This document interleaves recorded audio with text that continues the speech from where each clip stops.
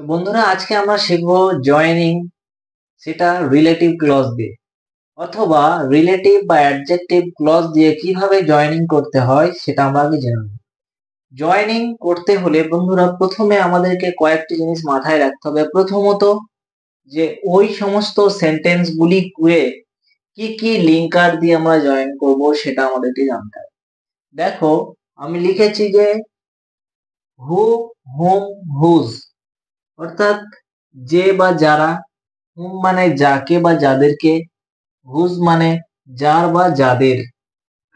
কোনো ব্যক্তিকে যদি বোঝায় তাহলে এই তিনটা লিঙ্কার আমরা ব্যবহার করতে পারি, হু, হুম, হুজ।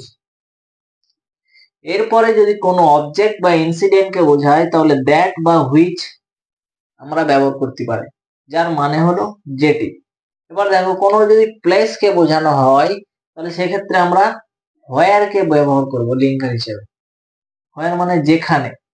এবার দেখো কোনো সময় যদি মেনশনিং করা থাকে তাহলে সেখানে আমরা হোয়েন যোগ করব, হোয়েন লিঙ্কার যোগ করব। হোয়েন মানে তখন যখন হবে। রিজন কোনো যদি কারণ ওই সেন্টেন্স দুটির মধ্যে উপলব্ধি করা থাকে তাহলে আমরা হোয়াই লাগাবো লিঙ্কার হিসেবে। আর যদি ওই সেন্টেন্সের মধ্যে ওয়ে, WAY, ওয়ে কথাটা বিদ্যমান থাকে তাহলে আমরা হাউ লিঙ্কারটাকে যোগদান করব। দেখো হাউ মানে যেভাবে। এবারে দেখো বন্ধুরা ইন্টারোগেটিভ সেন্টেন্সে হু মানে কে, হুম মানে কাকে, হুজ মানে কার। কিন্তু আমরা যখন জয়েনিং করি তখন কিন্তু অ্যাসার্টিভ সেন্টেন্সের মানেটা আমাদেরকে সেক্ষেত্রে প্রযোজ্য করতে হবে।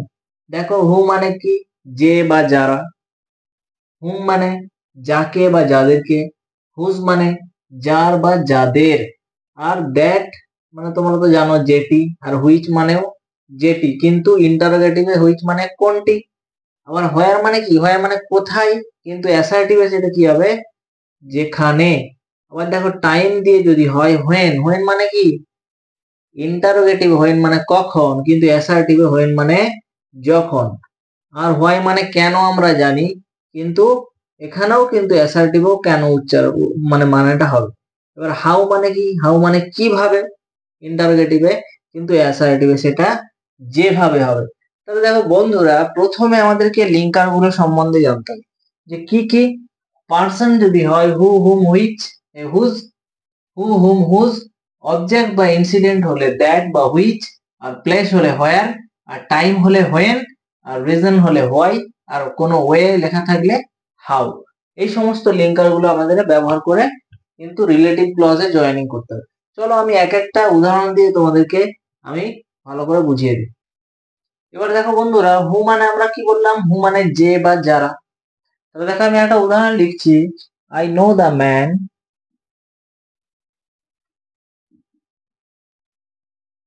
একটা, হি ইজ অনেস্ট। দেখো আমি একটা লিখেছি কি, যে আমি লোকটাকে জানি, সে সৎ। তাহলে দেখো লোকটার সম্বন্ধে কিন্তু বলা হচ্ছে যে আমি লোকটাকে জানি। কার সম্বন্ধে বলা হচ্ছে, লোকটাকে। কি সে, সে হচ্ছে সৎ। তাহলে এই লোকটার সম্বন্ধে বলা হচ্ছে। যখন লোকের সম্বন্ধে বলা হবে বা ব্যক্তির সম্বন্ধে যখন বলা হবে তখন এই হু লিঙ্কার দিয়ে ব্যবহার করতে হবে। তাহলে আমরা সেক্ষেত্রে কি করব, আই নো, ধরো আই নো। এবার দা ম্যান কাকে জানি, লোকটাকে, দা ম্যান। এরপরে যার সম্বন্ধে বলা হবে সেই বস্তু বা পার্সনটার পরে আমাদেরকে কি করতে হবে, এই লিঙ্কারটি বসাতে হবে। তাহলে হু, হু। এবারে সেক্ষেত্রে কি হবে, হিটা উঠে যাবে, হু ইজ অনেস্ট। তাহলে বন্ধুরা হু কখন বসবে, হু তখনই বসবে যখন একটি দুটি সেন্টেন্সের মধ্যে যখন কাউকে কোয়ালিফাই করা হবে বা বিশ্লেষণ করা হবে তখন সেই ব্যক্তিটির পরিবর্তীর পরে আমাদের কি বসাতে হবে, হু লিঙ্কারটা বসাতে হবে। এবারে হুম, হুম মানে কি যাকে বা যাদেরকে। ধরো এখানে আমি একটা উদাহরণ দিই, I know the student, I know the students, full stop. Everybody likes them.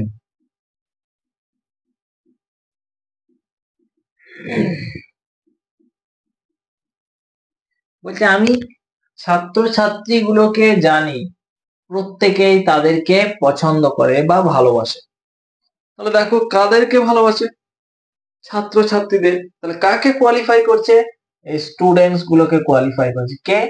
এই দেম প্রোনাউনটা কোয়ালিফাই করছে। দেখো তাহলে আমাদের এখানে কোথায় লিঙ্কার বসবে? আমাদের এই ক্ষেত্রে লিঙ্কারটা বসবে যে আই নো দ্য স্টুডেন্টস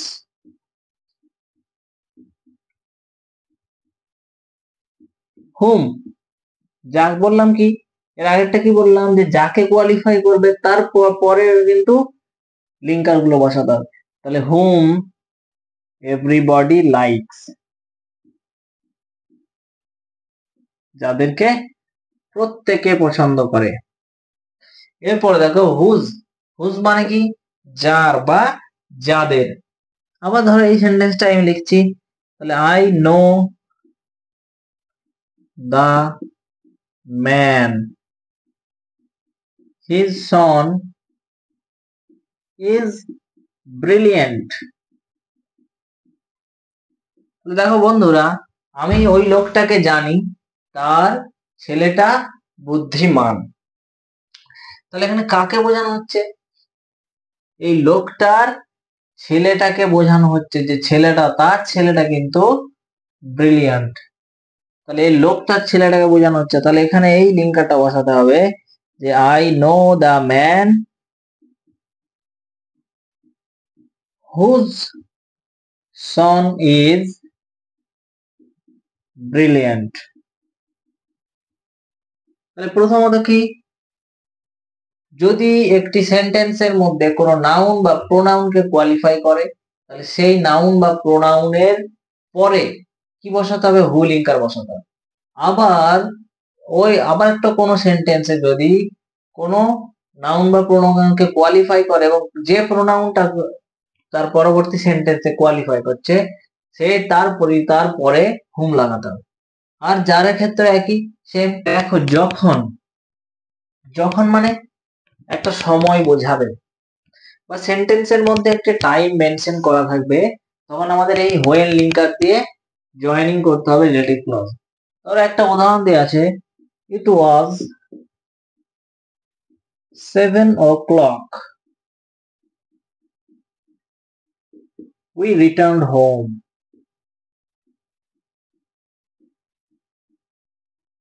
তো দেখো এই সেন্টেন্সের মধ্যে কিন্তু একটা টাইম মেনশন করা আছে, কি? 7। তাহলে কি হবে লিঙ্কার? হোয়েন। তাহলে কি লিখতে হবে? দ্বিতীয় সেন্টেন্সটাকে প্রথমে লিখতে হবে যে we returned home when it was 7 o'clock।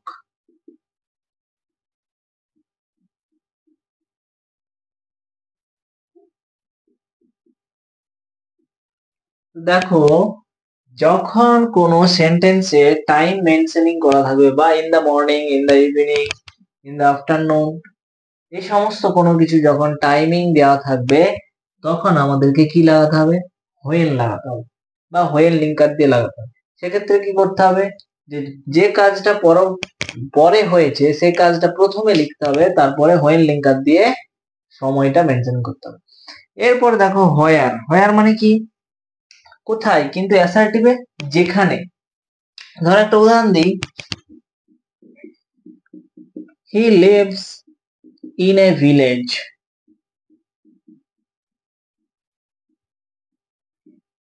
We go there. দেখো সে একটি গ্রামে বাস করে, আমরা সেখানে যাই। তাহলে দেখো এখানে একটি জায়গার নাম বোঝাচ্ছে। হোয়ার মানে কি? কোথায়। তাহলে এখানে জায়গার নাম বোঝাচ্ছে কি? ভিলেজ। ভিলেজটাকে কোয়ালিফাই করছে। তাহলে সেক্ষেত্রে আমাদেরকে কি করতে হবে? জয়েনিং করতে হলে হোয়ার লিঙ্কার দিতে হবে। তাহলে দেখো দ্বিতীয় সেন্টেন্সটা প্রথমে লিখতে হবে, we go where he lives. তখন কিন্তু আর এই ভিলেজটা যেটাকে কোয়ালিফাই করছে তখন কিন্তু সেটা আর দেওয়া যাবে না।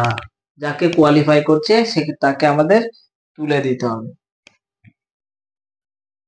তাহলে এই ছিল দেখো হোয়েন আর হোয়ার এর মধ্যে কোথায় কি লিঙ্কার বসবে তার সহজ ব্যাখ্যা। এরপরে দেখো আমরা শিখবো কি দ্যাট বা হুইচ। তো দেখো এরপরে আমরা দেখলাম কি হুইচ বা দ্যাট। হুইচ মানেও যেটি আর দ্যাট মানেও যেটি। এটা কিন্তু এক ক্ষেত্রে তুমি যে কোনো একটা ব্যবহার করতে পারো। তো দেখো একটা উদাহরণ যদি দেওয়া থাকে, দেওয়া আছে ধরো he reads a book,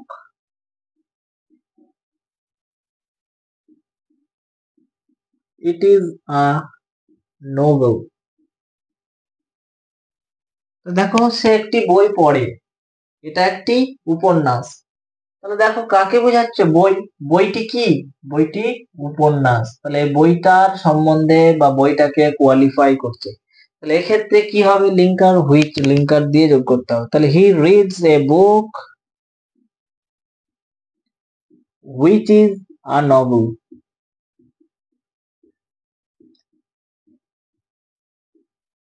তাহলে দেখো বইটা কি একটা বস্তু বা অবজেক্ট, তাই কি হলো আমাদের হুইচ হলো। বা এটা তুমি দ্যাটও লিখতে পারো, দ্যাট ইজ এ নোবেল। এবার দেখো হাউ, হাউ কোথায় হবে, হাউ হবে সেক্ষেত্রে যে ক্ষেত্রে কি বলেছিলাম বন্ধুরা ওয়ে, WAY, ওয়ে কোন সেন্টেন্সে যখন বিদ্যমান থাকবে বা প্রেজেন্ট থাকবে তখন হাউ কিন্তু লিঙ্কার দিয়ে আমাদের জয়েনিং করতে হবে। যদি একটা উদাহরণ আমি লিখি দেখো you solve the problem, you solved the problem, তুমি সমস্যাটা সমাধান করেছিলে। টেল মি দ্য ওয়ে, আমাকে উপায়টা বলো। তবে দেখো কোনো সেন্টেন্সে যদি ওয়ে লেখা থাকে তাহলে কি করতে হবে আমাদের হাউ লিঙ্কার দিয়ে যোগ করতে হবে। তাহলে তখন প্রথম কি হবে, তখন এই সেন্টেন্সটা প্রথমে চলে আসবে। তাহলে tell me how you solve the problem.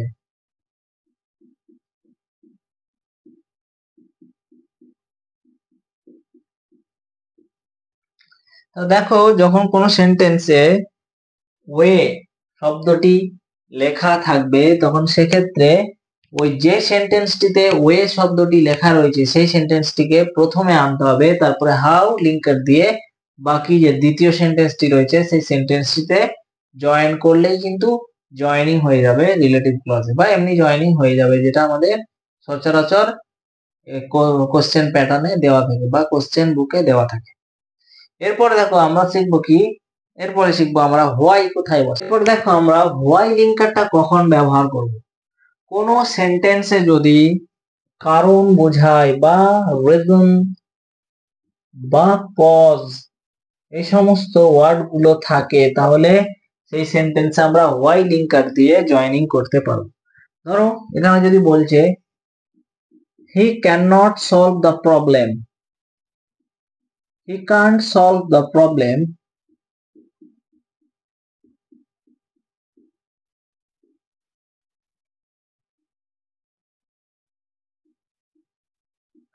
Can you tell me the reason.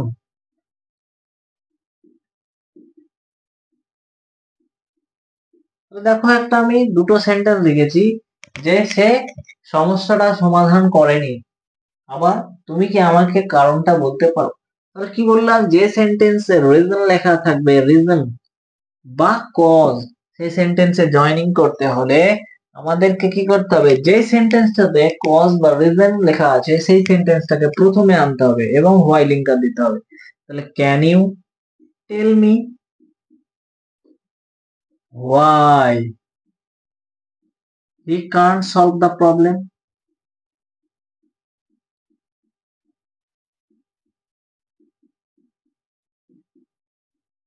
এবারে দেখো বন্ধুরা ক্যান যেহেতু মডেল অক্সিলারি এবং ভার্ব দিয়ে শুরু হচ্ছে তাই আমাদেরকে কিন্তু সেন্টেন্সের শেষে নোট অফ ইন্টারোগেশন দিতে হবে। তাহলে এই ছিল জয়েনিং এর সোজা সাপটা নিয়ম। তোমরা প্র্যাকটিস করো বাড়িতে, প্র্যাকটিস করলেই সবকিছু কিন্তু হাতের মুঠোয়। বারবার একটাই কথা, practice makes you perfect. Practice ছাড়া তোমার কিন্তু কোনো কিছুই তুমি পারফেক্ট হতে পারবে না।